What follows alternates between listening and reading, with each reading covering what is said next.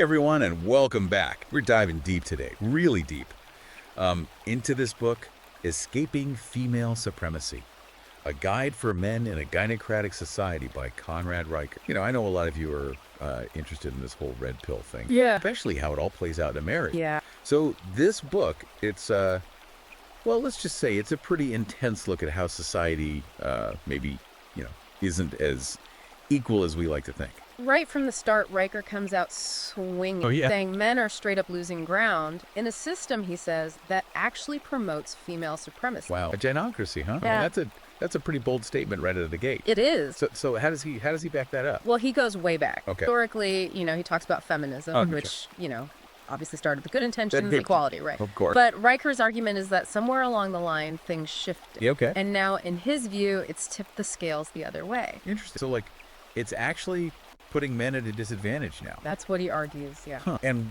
what does he think caused that shift? Well, he points to a bunch of societal changes. Like what? Like women entering the workforce, in huge numbers. Right. And then obviously, how family structures have totally changed. Yeah. So he thinks all of that contributed to this, this power shift, you could say. Okay, so it's not just like one single event. It's more like a gradual thing. More like a ripple effect. A ripple effect. Okay, I like that. But, he doesn't stop there, does he? Oh, no. I mean, he goes on to talk about all these institutions. Yeah, he does. Like, education, Right. the media, even the legal system. He says they've all been, captured by this ideology. Yeah, that they're all kind of working together to shape how we see things. And ultimately disadvantaging men. According to Riker, yeah. So give me an example. What kind of stuff is he talking about? Well, one thing that really stood out was this statistic about college. Okay. Women now make up 56% of the college student population. Wow, that's a big number. It is. I mean, does he think that's a problem? He sees it as a symptom of a system that's failing boys. Failing boys. Yeah. Huh. Yeah. I can see how some people would say that. Definitely. I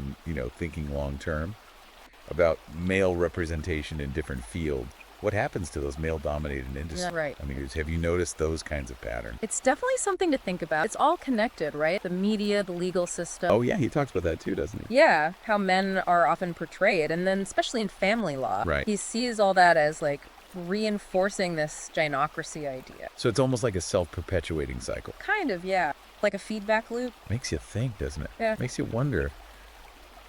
Have you ever felt like the system was kind of working against you just because you're a man? I mean, it's complicated, but it does make you think about how things work, It really does. And you know what else gets me? What's that? When he talks about boys growing up in all of this. Yeah, that's a big part of his whole argument, this idea of the plight of boys in a female-dominated society.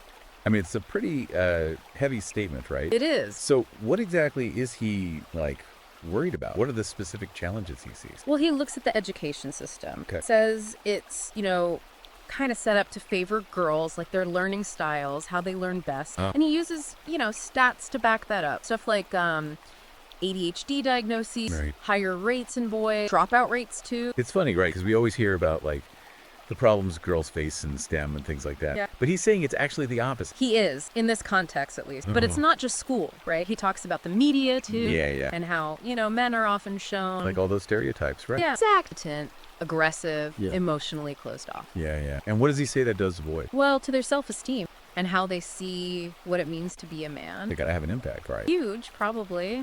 You see that stuff enough, you start to think maybe that's just how it is. And then if there aren't any good examples out there. Right, like positive male role model. Yeah, exactly. That's where the, he calls it a crisis of masculinity comes in. That's pretty serious stuff. It is. So what's the answer? I mean, what does he say men can do? How can we, help boys deal with all this? Well, he's big on mentorship, having those good role models around. Others, right?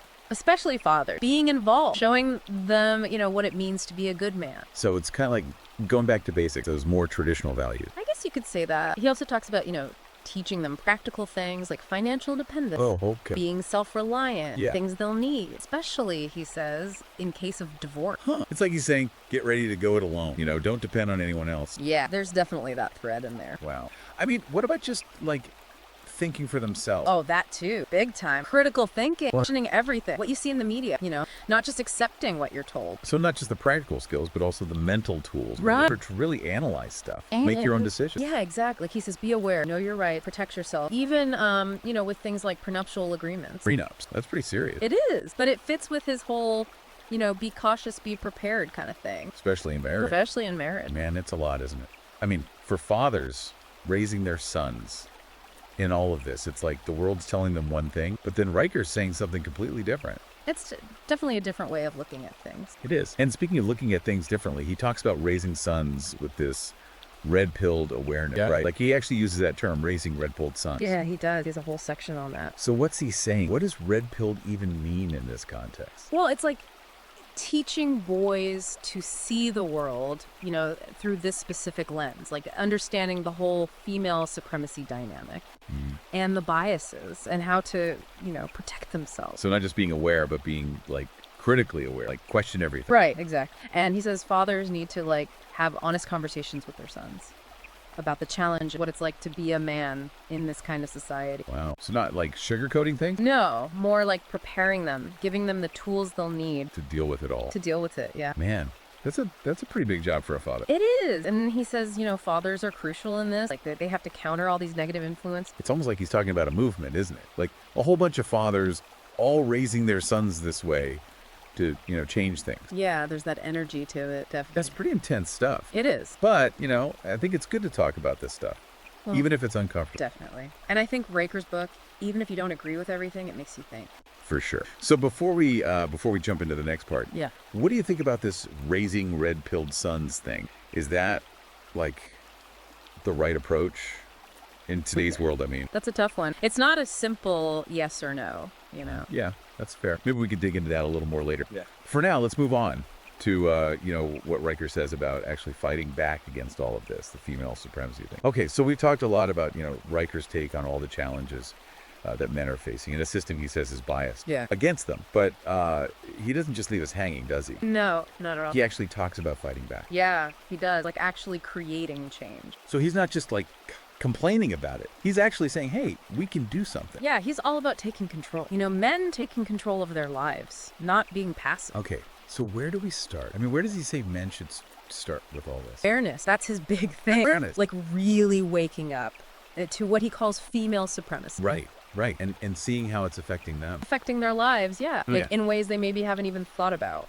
So it's like seeing all the little things, the subtle things, where maybe the system isn't so fair. Exactly. And not just accepting it. Question everything, huh? Pretty much. Like, what you see in the media, what they teach in school, even just like the way things are, societal norms, all that. So like developing that critical eye. Yeah, and seeing, the power dynamics, how things really work. Okay, I get that. But what can you actually do to change those things, those structures, I mean? Well, one thing he says is go right at the source, challenge feminist ideology. Ooh, okay. That's pretty direct. I mean, how do you even do that? Lots of ways, I guess. Having debates, writing articles, blog posts, that kind of thing. Right. Even just like talking to people, friends, family, who maybe have those feminist views. So like making sure the other side gets heard, the male perspective, I mean. Yeah, exact. Speaking up, saying, hey, this isn't fair. But that can be tough, right? Yeah. Going against the grain like that? It can. He says it's important to find support, people who get it. Makes sense. You don't want to feel like you're,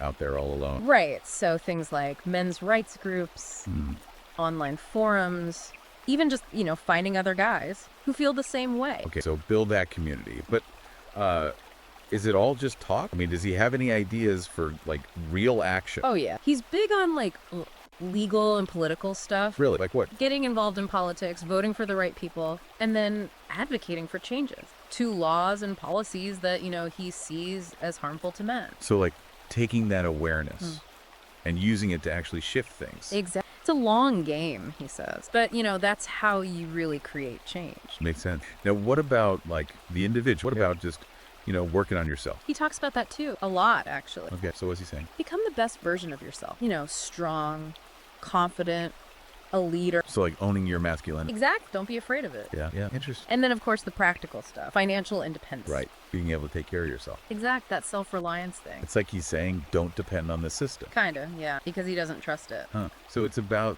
like taking control of your own life, your own destiny. And not being a victim. Powerful stuff. But I gotta say, some people might hear this and think, whoa, this is a little extreme. Oh, for sure. He pushes buttons. But, he's speaking to a certain group of guys who feel like no one's listening to them. And he's given them a way to, make sense of it all and Yeah. do something about it. Exactly. Well, this has been quite a deep dive into Riker's world. So for our listener, what's the one thing they should take away from all this? Be aware, be proactive, take control. That's Riker's message in a nutshell. It's a call to action, huh? For men who are, ready to fight for something better. For themselves, yeah, and for their son. And if anyone wants to, explore these ideas more, where can they find Riker's book? Escaping Female Supremacy. It's on Amazon Kindle and Google Play Books, too. All right. Well, thanks for joining us on this deep dive. Hopefully it's given you all some things to think about.